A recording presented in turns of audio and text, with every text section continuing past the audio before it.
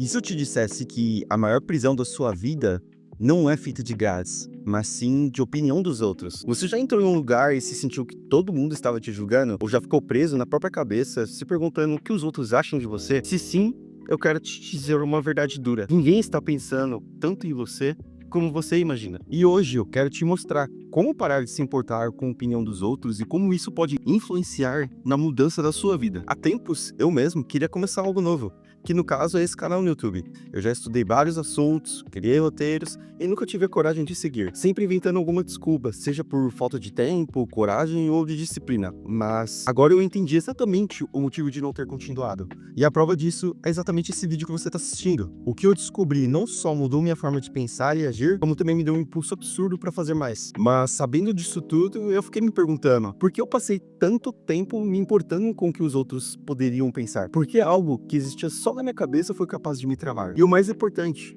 como compreender isso me fez finalmente agir? Bom, para entender esse problema, precisamos voltar um pouquinho na história. Há alguns milhões de anos atrás, na pré-história, a nossa sobrevivência dependia de aceitação da tribo. Se alguém fosse expulso, por exemplo, essa pessoa estava condenada, sem abrigo, sem comida, sem proteção. Não havia mesmo a possibilidade dessa pessoa sobreviver. Por causa disso, evoluímos associando a rejeição social com a morte. Por isso, até hoje, ser ignorado, rejeitado ou criticado dói tanto.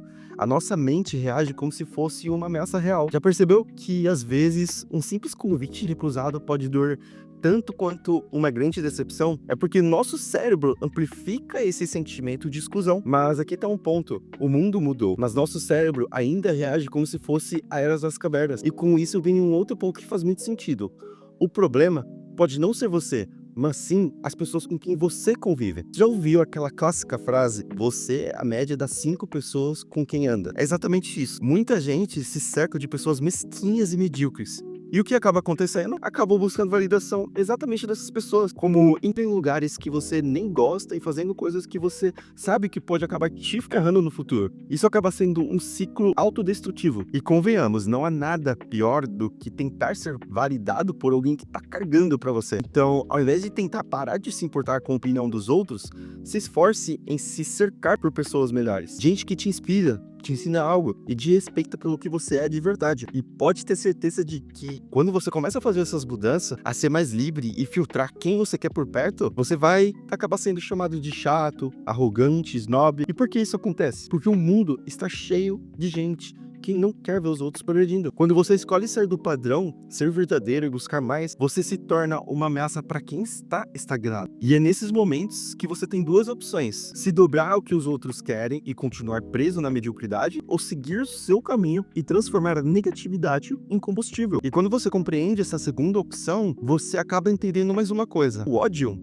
nada mais é do que uma admiração distorcida. Quem te critica sem motivo, na verdade, gostaria de ter a coragem e a liberdade que você tem. Mas como não sabem como chegar lá e como são ignorantes, tentam te diminuir para se sentir melhor. E no caso de uma crítica, de algum julgamento, qual seria a sua melhor reação contra essa pessoa? Agradecer. Se for uma crítica construtiva, realmente você deve ser grato e aprender com isso. E se for um ataque vazio, agradeça mesmo assim e siga em frente. Porque para pra pensar no seguinte: o que realmente incomoda esse tipo de pessoa? Retrucar e entrar do jogo delas, ou aceitar e agradecer, mostrando que você ficou nem um pouco abalada. Um exemplo muito bom que podemos utilizar nessa situação é o Salmos 37. Não se aborreça por causa dos homens maus, e não tenha inveja dos perversos, pois como o capim logo secarão, como a relva verde logo murcharão. Esse tipo de pessoa se auto-sabota.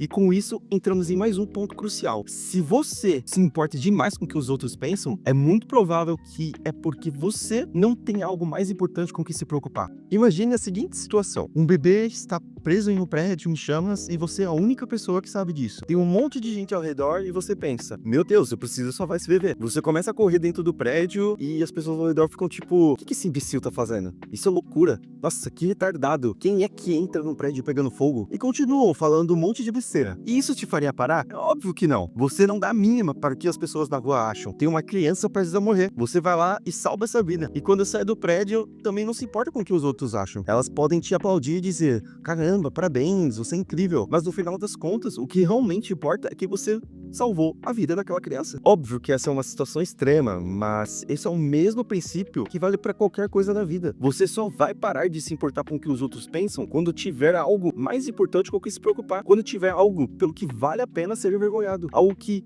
vale a pena ser ridicularizado. Algo que acredita tão intensamente que é tão importante que mesmo se perder amigos ou contato de pessoas próximas, ainda assim você seguiria em frente. E sabe qual que é a grande ironia disso tudo?